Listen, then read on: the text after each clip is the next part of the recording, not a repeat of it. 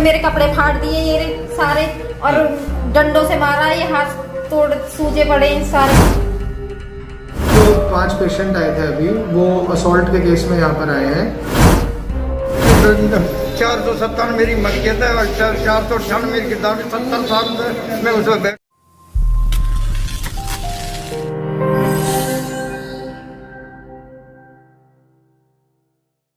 सोहना BJP के पूर्व विधायक तेजपाल तंवर पर जमीन कब्जाने के आरोप लगे हैं। इतना ही नहीं, आरोप यह भी है कि पुलिस ने मौके पर खड़े होकर जबरन कब्जा दिलवाया है, जबकि उक्त जमीन का मामला साल 2016 से अदालत में विचाराधीन है। लेकिन सोमवार की सुबह अचानक करीब 50 से 60 लोग जेसीबी मशीन के साथ सोहना सरकारी अस्पताल के पास कृषि का कार्य करने वाले एक किसान की जमीन पर जा पहुंचे, जहां पर जाते ही उक्त लोगों ने खड़ी फसल पर जेसीबी मशीन चलाकर फसल को नष्ट करना शुरू कर दी, जिसका विरोध वहां पर रहने वाले परिवार के लोगों ने किया तो उक्त लोगों ने उनके साथ मारपीट शुरू कर दी और पुलिस मौके पर पहुंच गई, जिसके बाद पुलिस मौके पर मुस्तैद खड़ी रही और कब्जाधारी लोग कब्जा करते रहे।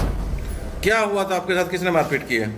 हम खेतों में काम कर रहे थे और पीछे से डंडा लेके गुजरों के आदमी आए और जबरदस्ती हमसे। कौन आदमी थे ये, किसके आदमी थे, किसकी ये जमीन? तेजपाल तंवर के भेजे हुए गुंडे हैं, ऐसे एमएलए हैं और जबरदस्ती दूसरों की जायदाद पे कब्जा करते हैं।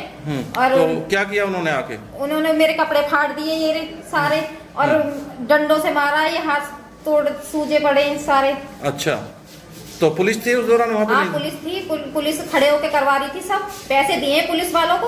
अच्छा, तो अब कितने लोगों को चोट लगी है इसमें? हमारे 6-7 सारे परिवार को चोट लगी है। सारा परिवार गया था भग भग के, जैसे जबरदस्ती जेसीबी चलाई, जबरदस्त सारा परिवार भग के गया। क्या नुकसान उन्होंने किया आपके खेतों में? पोई खड़ी थी, उसमें ज्वार खड़ी थी भैंसों के लिए और बरसम बो रखी थी, सब पे जेसीबी चलाई है। हमारे दादा परदादा सदा से बोते आ रहे हैं, इसे जबरदस्ती कब्जा कर रहे हैं। कोर्ट का भी स्टे वगैरह? हाँ, कोर्ट हमने मांग की थी हमारा कोर्ट से फैसला हो जाए, लेकिन हमारा कोर्ट से फैसला होने नहीं दिया। जबरदस्ती हावी हो गए हम पे। 17 तारीख तक की मांग की थी हमने और पुलिस वाले हमारे सुनते नहीं है। कलाचंद, क्या मामला हुआ था? सर, हम अपने खेत में काम कर रहे थे। ये अचानक 40-50 जने आए थे और जबरदस्ती जेसीबी और ट्रैक्टर देके उसमें कब्जा लेने के लिए घुस गए थे। किस चीज पे कब्जा लिया था, कितनी जमीन थी? सर, उसमें कुछ बो रखा था आपने खेत में? सब्जी बो रखी थी सर। तो उसको पाट दिया? उसमें सर ट्रैक्टर चला दिया उन्होंने। अच्छा, मारपीट किसने की आपके साथ? मारपीट सर गुजरों ने करी थी। पुलिस थी या नहीं थी वहाँ पे? पुलिस साथ खड़ी थी सर, उनके पास पीसीआर गाड़ी थी। अच्छा, पुलिस ने मौके पर आके करवाया सब कुछ? पुलिस सामने मौके पर खड़ी थी उनके साथ ही सर। वहीं जमीन के मालिक ने बताया कि वह 70 साल से यहाँ अपने परिवार के साथ रह रही हैं और ये जमीन इनकी पुश्तैनी है। वहीं इस जमीन के बाकी कुछ हिस्सेदारों ने अपनी जमीन को बेच दिया था, जिस जमीन को पूर्व विधायक के बेटे विजय ने खरीद लिया था, लेकिन विजय अब उस जमीन को लेना चाहता है जो इनके हिस्से की। उक्त जमीन की अभी तक कोई तकसीम नहीं हुई, जिसे लेकर पीड़ित ने अदालत में मामला दायर किया हुआ है, लेकिन उक्त लोगों ने अदालत के फैसले से पहले ही यहाँ पर पुलिस की मिलीभगत के चलते कब्जा करना शुरू कर दिया।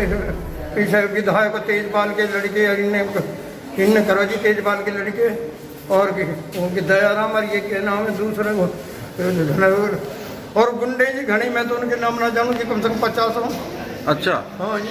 क्या मामला था, ये मामला क्या था? मेरी जमीन है जी, 497 मेरी मलकियत है और 498 मेरी किताब 70 साल से मैं उसमें बैठूँ, मेरा कब्जा फसल खड़ी हो।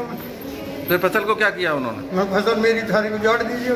किस चीज से उजाड़ी है? मैं जेपीसी से। अच्छा, तो पुलिस नहीं थी इस दौरान? पुलिस से पीसीआर गाड़ी खड़ी थी हम सामने वहीं जब कब्जे कर रहे। कितने लोगों के साथ मारपीट की, कितने चोट लगी है? हमारे मेरे छोरे की बहड़िया, मेरी लड़की और मेरे लड़का जो है दोनों 5 साल, हम इतने परिवार में बच्चे हैं। अच्छा, तो ये कोर्ट में कोई मामला चल रहा है किसका, आपकी जमीन का? कोर्ट में कोई मामला है? कोर्ट में कोई मामला चल रहा है क्या? अदालत मुकदमा चल रहा है। अच्छा, फिर मेरी लड़के लोग के साथ छेड़छाड़ भी करी। हाँ जी, मतलब बहड़िया के छोरे के छेड़छाड़ भी करी। सरकारी अस्पताल के मेडिकल ऑफिसर डॉक्टर अर्श ने जानकारी देते हुए बताया कि सोहना के नागरिक अस्पताल में 5 लोग लड़ाई झगड़े के दौरान लगी चोटों का इलाज कराने के लिए आए हैं, जिनका प्राथमिक उपचार करने के बाद एक्सरे एडवाइस के लिए गुरुग्राम के लिए रेफर कर दिया गया। हमारे पास जो 5 पेशेंट आए थे अभी, वो असॉल्ट के केस में यहाँ पर आए हैं। ये मारपीट सोनो सिविल हॉस्पिटल के पीछे वाली रोड पे हुई थी। अब मारपीट की क्या वजह थी वो तो पता नहीं, बाकी हाँ चोटें आई हैं पेशेंट्स को, उनको हमने ट्रीटमेंट दिया है और ट्रीटमेंट देने के बाद अभी उन्हें एक्सरे और बाकी इन्वेस्टिगेशंस के लिए सिविल हॉस्पिटल गुड़गांव रेफर किया है। सोहना सिटी थाना प्रभारी पर विभिन्न प्रकार के आरोप लग रहे हैं, चाहे वह दलितों को जबरन नाजायज मुकदमे दर्ज करने के आरोप हो या फिर महिलाओं के साथ अभद्र व्यवहार करने के आरोप। इतना ही नहीं, सोहना बार एसोसिएशन के वकील भी उक्त थाना प्रभारी पर आरोप लगा चुके हैं। वहीं अब उक्त लोगों ने आरोपियों से रुपए लेकर जबरन कब्जा कराने के गंभीर आरोप लगाए हैं। लेकिन एक बड़ा सवाल यहाँ उठता है कि जब कस्बा के लोग उक्त थानेदार से खुश नहीं हैं और आए दिन नए नए आरोप लग रहे हैं, तो यह समझ नहीं आता कि पुलिस के आला अधिकारी उक्त थाना प्रभारी का यहाँ से तबादला क्यों नहीं कर रहे, क्योंकि पुलिस जनता की सेवक होती है, शासक नहीं।